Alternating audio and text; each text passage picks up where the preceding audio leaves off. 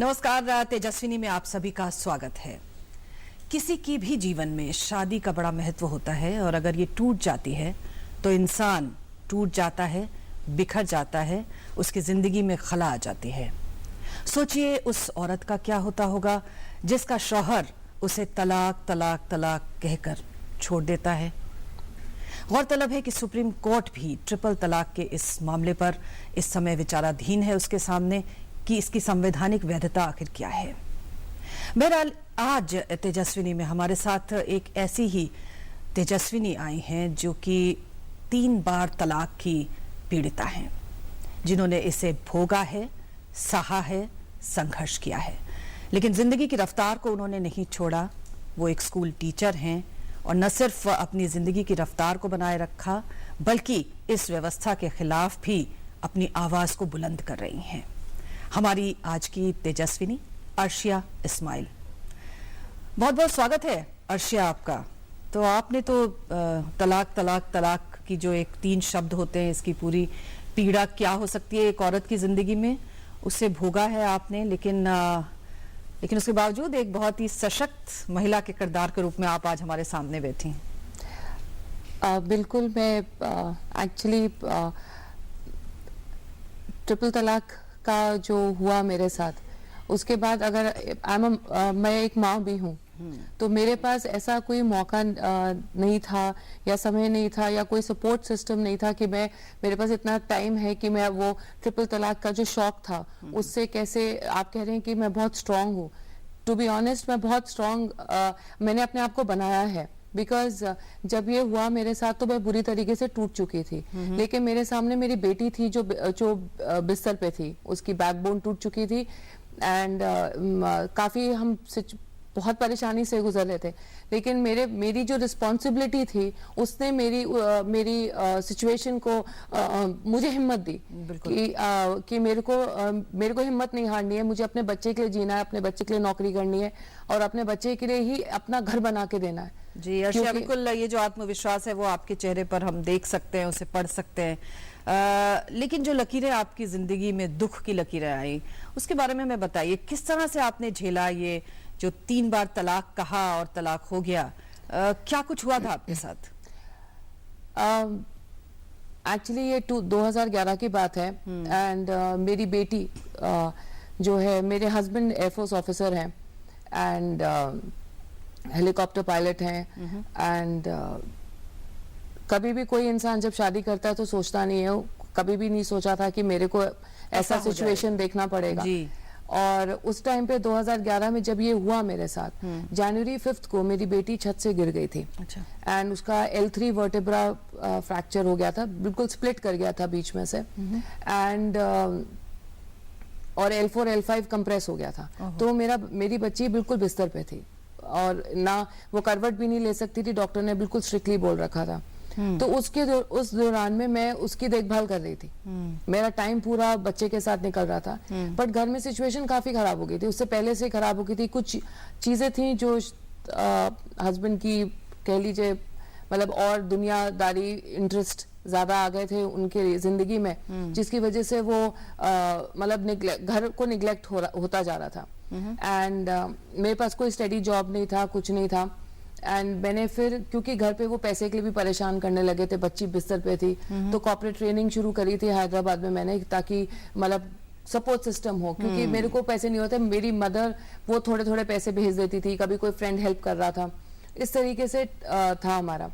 And 3 जनवरी को आफरीन मेरी बेटी छत से गिरी एंड उसका बोर्ड एग्जाम था, 12 था, उसको नहीं दे पाई वो एंड डॉक्टर ने स्ट्रिक्टली मना कर दिया था कि बिल्कुल नहीं हिलना है जी। तो जनवरी फरवरी मार्च ये 3 महीने निकले।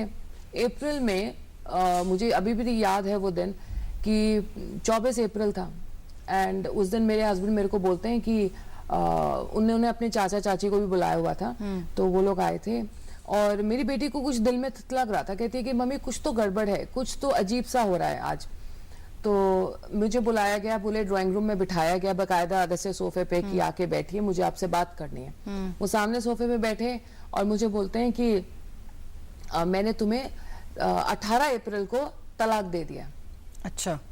मैं बहुत मतलब हैरान- मन ही मन में उन्होंने दे हाँ, दिया, मन ही मन में दे दिया। मन ही मन में मैं बहुत हैरान हो गई कि ये क्या है। और फ्रैंकली मैं पैदाइशी मुस्लिम नहीं हूँ, मैंने कन्वर्ट किया शादी से पहले कन्वर्ट कर लिया था। एंड बहुत ईमानदारी से इस्लाम फॉलो किया है, क्योंकि अपने हस्बैंड को भी नमाज पढ़ना मैंने ही सिखाया। एंड पहले मैंने सीखा, फिर मैंने इनको सिखाया, रोजे में रखती थी, सब कुछ मैंने अपनी तरफ से पूरा वो किया था कि फैमिली अच्छे खुश रहे। तो मेरे को जब उन्होंने बोला तो मैं बहुत हैरान हो गई थी, and I became hysterical to be honest, because वो दर्द आज भी जब मैं याद करती हूँ तो बर्दाश्त के बाहर हो बर्दाश्त के जाता बाहर है। मतलब वो जो दिल को जो आई कांट एक्सप्लेन इट, है। मैं समझ सकती हूँ जी। एंड जो वो दर्द मैंने फेस किया, और जब उन्होंने बोला ऐसे, तो मेरी जो चीख थी, मेरी जो रोने की दर्द, मेरी जो आवाज थी, मेरी बेटी जो बिस्तर से उठ नहीं सकती थी, उसको चलना मना था, उसको मतलब बाथरूम में जाना मना था, सब कुछ मना था। उसने किस तरीके से अपने आप को वो ब्रेस बांधा अपना, एंड वो किस तरीके से धीरे धीरे खत्म करके वो आई है वहां पर। एंड तब उस रियलाइज हुआ कि हुआ क्या है। उसके बाद बहुत बेग किया मैं, मतलब घुटनों पे चली गई थी अपने हस्बैंड के सामने, रिश्तेदारों के सामने, उनके चाचा चाची, कि इनको जो करना है करें, इन्हें जो मतलब जिसके साथ जो जैसा रिश्ता रखना है रखें, लेकिन मुझको और मेरी बेटी को घर से ना निकालें। क्यों, मैं कहाँ जाऊंगी, मैं अपनी पूरी फैमिली के अगेंस्ट जाके शादी की थी। लेकिन असर नहीं हुआ। मेरे वो चाचा चाची जो ससुर थे वो बोलते थे कि बेटी को छोड़ दो, कैसे can I leave my daughter. तो वो फेस हुआ। उसका एक दिन, दूसरा दिन बीता तो किसी बात हस्बैंड का फोन वोन रह गया था, तो उन्होंने सोचा कि शायद उनका फोन नीचे रह गया था, तो मैंने उठा के शायद उनके जो फ्रेंड्स हैं उनको मैसेज किया या कुछ किया। तो मैंने उस पे जब मैंने उनसे बोला, मैंने कहा आपने जो तलाक करा है, ये जो भी आपने किया है आपने मेरे साथ, वो सिर्फ इस चीज की वजह से किया है। तब मेरे को उन्होंने बहुत मारा। अच्छा। तो मेरा फेस पूरा नीला हो गया था, हाथ नीला हो गया था। तो मेरी डॉटर ने, जो कमांडेंट थे उस वक्त, उनको फोन कर, उनकी वाइफ को फोन करके बोला कि घर पे ये हो रहा है। तो वो बेचारी अपने ड्राइवर के साथ, एमटीडी के साथ आई, भागी हुई, और उन्होंने देखा, पूरा मेरी सिचुएशन देखी, सब कुछ देखा। उन्होंने अपने हस्बैंड को बताया, तो हस्बैंड ने अपेरेंटली बाद में इनको कॉल करके बुलाया था। मुझे इस चीज़ के बारे में बिल्कुल मालूम नहीं था कि मेरे हस्बैंड को ऑफिस में बुलाया गया है और उनसे क्या बात हुई है। हस्बैंड वापस आए, ये शाम 3-4 बजे की बात है, मुझे बाहर लेके बैठे, बोले मुझे बात करनी है। फिर मुझसे बात करने लगे, बोले अच्छा ठीक है, मैं तलाक वापस ले लूंगा, लेकिन मेरी एक कंडीशन ये है कि तुम 3-4 महीने, जब तक मेरा दिमाग, मेरा मतलब मेंटली मैं स्टेबल ना हो जाऊं, तब तक तुम बाहर रह लो, मैं तुम्हें रेंट दे दूंगा, सब कुछ। मैं इतनी डरी हुई थी, क्योंकि मैं किसी भी तरीके से शादी बचाना चाह रही थी। मैंने हाँ कर दिया कि ठीक है। ये एले हदीस में गए, एले हदीस एक सेक्ट है, वहां गए, वहां जाके उन्होंने बात की। तो वो इमाम साहब का मेरे को कॉल आया, उन्होंने पूछा ऐसे ऐसे बात है बेटा, क्या है। तो मैंने अपनी तरफ से पूरी जो बात थी वो बताई उनको। तो उन्होंने बोला ठीक है, तलाक उन्होंने जैसे 18 को सो कॉल्ड उन्होंने जो कि मैंने दिल में तुम्हें बोल तलाक दिया दे दिया है, 24 को मुझे बताया, 26 को उन्होंने वो तलाक वापस ले लिया और अहले हदीस से जाके फतवा भी बनवा लिया। वही 2 विटनेस जो मेरे तलाक के टाइम पे थे मेरे हस्बैंड के हिसाब से, वही 2 उस फतवा पे सिग्नेचर है, सब कुछ है। तलाक वापस हो गया, ये मेरे साथ रहने लगे। 1 महीना बीता, मई एंड में मुझे बोलते हैं कि अब तुम रेंट में घर देखकर बाहर शिफ्ट कर जाओ, बाहर रहो। वहां पे शिफ्ट करा दिया, सब कुछ है। हमारे पास कुछ नहीं था, मेरे पास कोई स्टडी जॉब नहीं था, मुझे कुछ नहीं दिया इन्होंने। मुझे बोला था पैसे दूंगा, वो नहीं कुछ दिया, नहीं दिया, कोई सपोर्ट नहीं। तो क्या वो जो आप 3 महीने अलग रही, उसके बाद फिर उन्होंने दोबारा वापस आपको तलाक कहा वही मैं आपको बताती हूँ, इन्होंने क्या पूरा वो है, मतलब जो कोई मुसलमान, सच्चा मुसलमान भी सुनता वो भी हैरान हो जाता है कि ये क्या है, कि ये इस्लाम में कहीं से भी वो नहीं है। 3 महीने बीते, मेरे ब्रदर की डेथ हो गई, तो मैं अनफॉर्चुनेटली मुझे जाना पड़ा, वापस आई।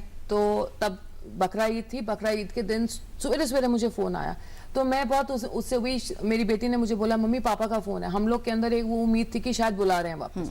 तो मुझे बोलते हैं कि मैंने जो, this is November I am talking about, मतलब अप्रैल से नवंबर हो गया, नवंबर की बात है। नवंबर मुझे बोलते हैं कि जो मैंने तुम्हें 18 अप्रैल को तलाक दिया था वो जायज है, क्योंकि मैं हनीफी सेक्ट का हूँ, तो मेरे ऊपर वो लागू नहीं होता, मैं हनीफी सेक्ट का हूँ, तो मैं वो तलाक जायज है। मैं बहुत वो हो गई, फोन वो रखा, रोना। ऑब्वियसली आप मेरी सिचुएशन समझ सकते हैं कि, और मैंने एयरफोर्स में एप्लीकेशन दे दी, आपका नाम मैं निकलवा रहा हूँ।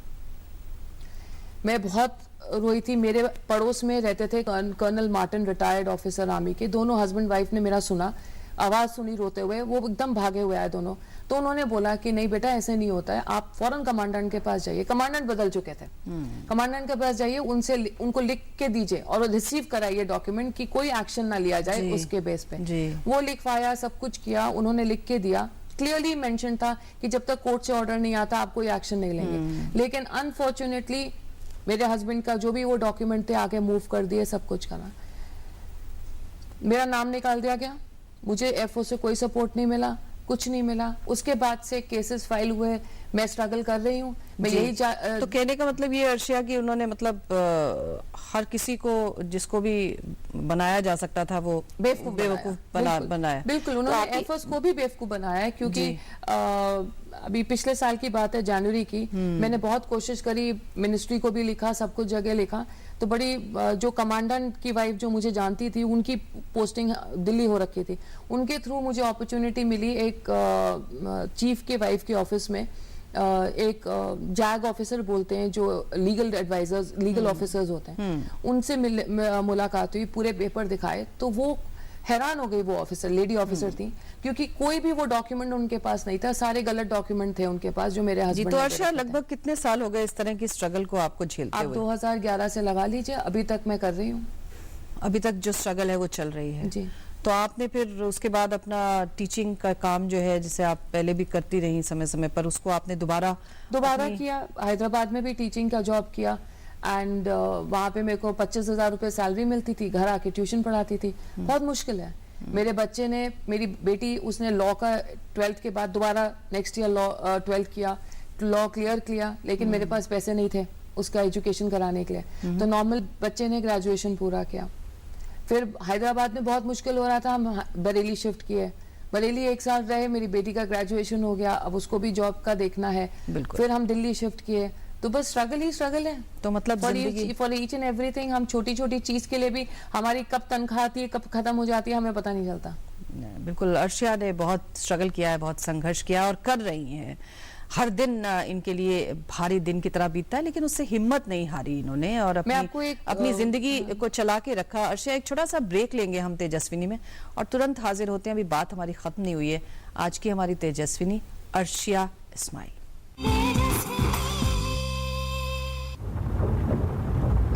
हेलो पापा। कब से फोन कर रहा हूँ, फोन ही नहीं लग रहा है। अच्छा, घर पहुंची कि नहीं? रास्ते में हूँ, आज ऑफिस में लेट हो गया था। ऐसा क्या काम आ गया आज? बेटा 12 बज रहे हैं। लास्ट मिनट ऑफिस में काम आ गया था, फोन नहीं कर पाई। अच्छा, घर कैसे जा रही हो? मैंने टैक्सी ले ली है। ऑफिस से कोई है तुम्हारे साथ? नहीं, मैं अकेले हूँ। अकेली? टैक्सी में इतनी रात में? अरे पापा आप सुनो तो मेरी बात। पापा सुनो, टैक्सी का नंबर नोट करो। 1 सेकंड होल्ड करो। नहीं, मुझे बताओ टैक्सी का नंबर। चलो। हाँ, आप चिंता मत कीजिए, मैं आपकी बेटी को ठीक से घर पहुंचा दूंगी। जितनी ज्यादा औरतें होंगी, ये दुनिया उनके लिए उतनी ही बेहतर होगी। चलिए इस दुनिया में बेटियों की जगह पहचानें। हिम्मत कैसे हुई तुम्हारी? How dare you? क्या किया मैंने? क्या किया? किस सास से इस तरह से बात करती हो? What do you think of yourself? मेरी क्या गलती है? Shut up! Shut up! गलती अब मैं करता हूँ। झूठ बोलने की आदत पड़ गई है तुमको। Just because I don't say anything. तुमको बस एक ही भाषा समझ में आएगी, एक ही। एक और बार अगर ऐसा हुआ ना तो मैं एक फोन कर सकता हूं?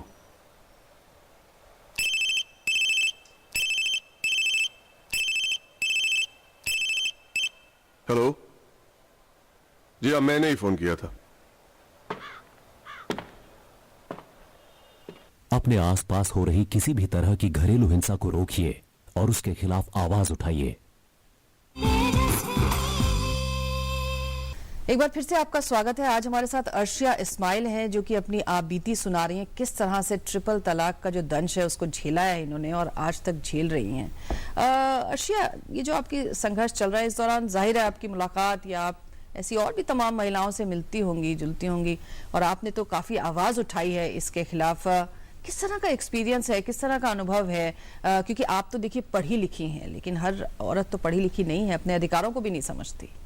बहुत ही डरावना अगर आप कहिए तो एक्सपीरियंस रहा है, क्योंकि जब मैं हैदराबाद के कोर्ट जाती थी, मैं आपको बताती हूँ, मेरे को क्योंकि मेरे पास पैसे नहीं होते थे ज़्यादा लॉयर के पर खर्च करने के लिए, तो एक NGO, एक ऑर्गेनाइजेशन है माई चॉइस करके, उनके लॉयर मेरा केस देख रहे हैं, तो उनके थ्रू भी मैं काफ़ी मिली मुस्लिम औरतों से, और कोर्ट में भी मैंने देखा। आप बिलीव नहीं करेंगे कि बेचारी 16 से 20-22 साल की लड़कियां जो मतलब कुछ तो पढ़ी लिखी भी थी, मतलब मेरे बराबर में बैठी हुई हैं, और मैं देख रही हूँ, मैं उनसे बात कर रही हूँ, तो वो एक लड़की बता रही है कि उनके जो शौहर हैं वो ऑस्ट्रेलिया में है।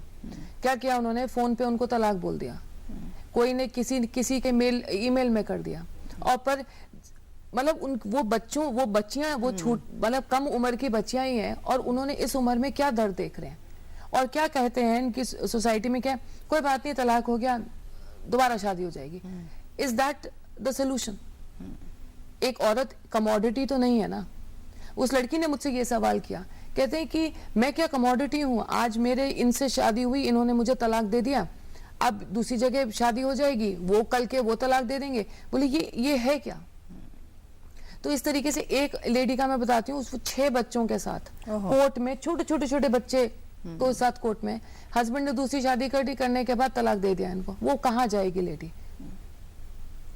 तो ये मतलब ये कहाँ का जस्टिस है कि आप किसी को मतलब किसी भी बिना किसी वजह के, एंड कोई भी जितनी भी लेडीज से मैंने बात करी है, कहीं पर भी कोई भी जस्टिफाइड रीजन नहीं था तलाक का।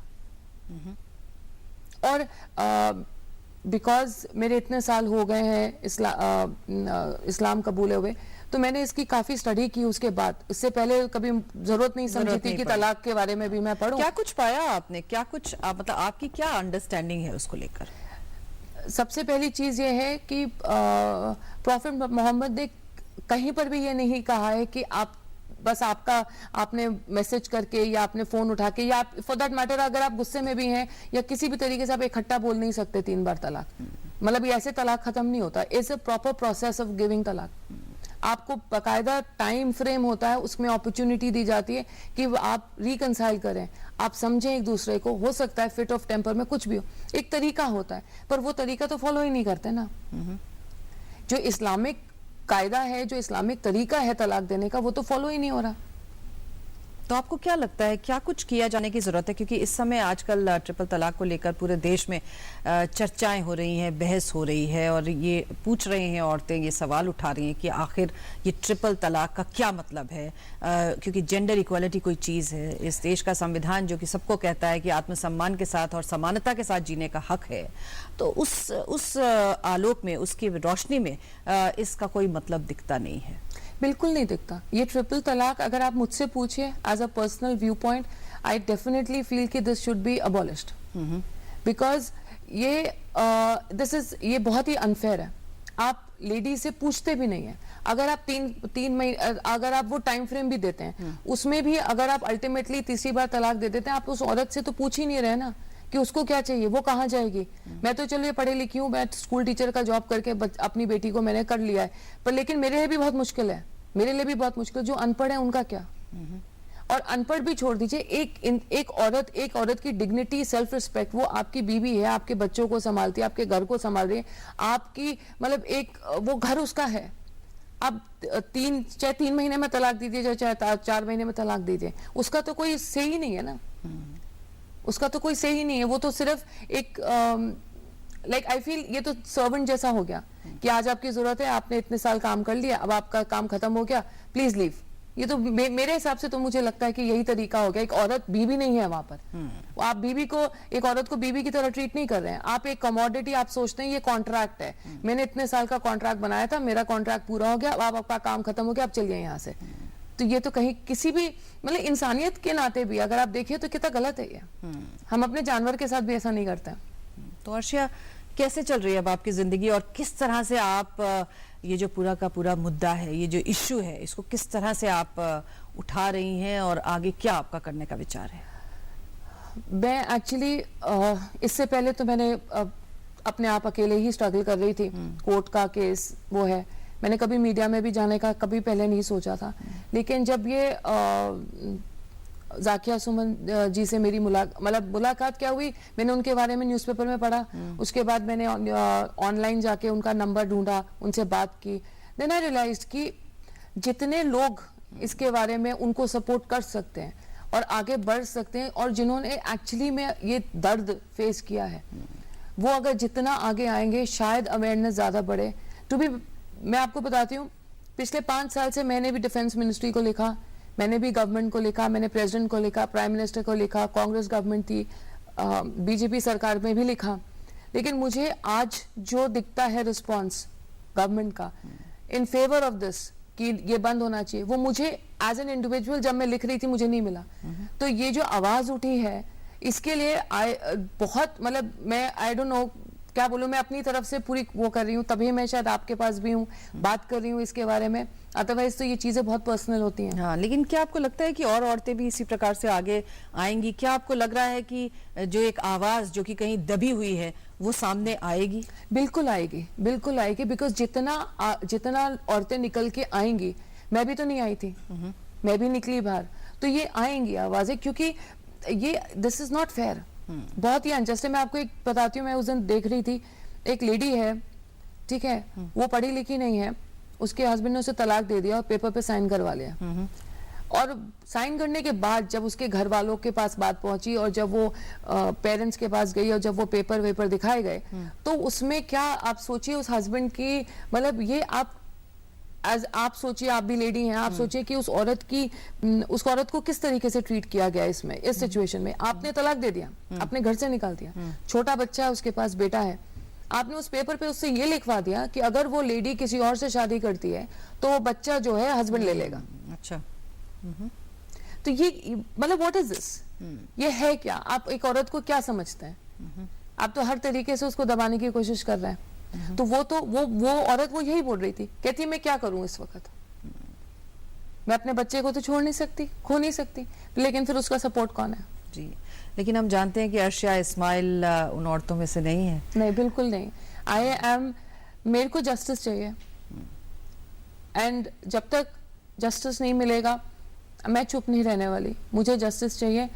एंड सबसे बड़ी बात है मेरी सेल्फ रिस्पेक्ट, मेरी dignity, everything is at stake, because मैं एक नौकरानी नहीं थी, मैं एक बीबी थी, तो बीबी को बीबी की तरीके से ट्रीट करना चाहिए। तमाम औरतों को क्या कहना चाहेंगी आप? मैं ये बोलना चाहूंगी कि जो भी लेडी इस चीज से गुजरी है उसको आवाज उठानी चाहिए, उसको आगे आना चाहिए और इस चीज के लिए लड़ना चाहिए। लड़ना इन अ सेंस कि कोई ये नहीं बोल रहा कि आपको लड़ाई वर्ड यूज करके, बिकॉज आगे जो आपका आप जिससे आप अपनी हक के लिए बात कर रहे हो, वो कहीं ना कहीं ही इज योर हस्बैंड। तो वो इमोशन, अटैचमेंट, सब चीजें अपनी जगह होती हैं, बट वो अलग एक साइड रख के, एक अपने आप को एक औरत समझ के, एक इंडिविजुअल समझ के, एक इंसान समझ के अपने हक के लिए आवाज उठाने में कोई गलत वो नहीं है। एंड सबसे बड़ी बात यह है कि आप कमजोर नहीं है। जो औरत अपने आप को ये सोचे कि मैं कमजोर हूं, मैं आगे जाके कैसे कर सकती हूँ, कमजोर नहीं है आप। मेरे पास कोई सपोर्ट नहीं था, मेरे पास फैमिली का सपोर्ट नहीं है, क्योंकि मैंने अपनी फैमिली के अगेंस्ट जाके शादी की थी। तो फैमिली, हाँ एक तरीके से फैमिली का सपोर्ट है, बट अगर आप बोलें फाइनेंशियल सपोर्ट है, नहीं है। अगर आप बोलें कि कोई आदमी आपके साथ, कोई भाई खड़ा है या कोई खड़ा है कि हाँ आप अकेले रहती हैं, आपकी बेटी अकेले रहती है, कोई सहारा, कुछ नहीं है।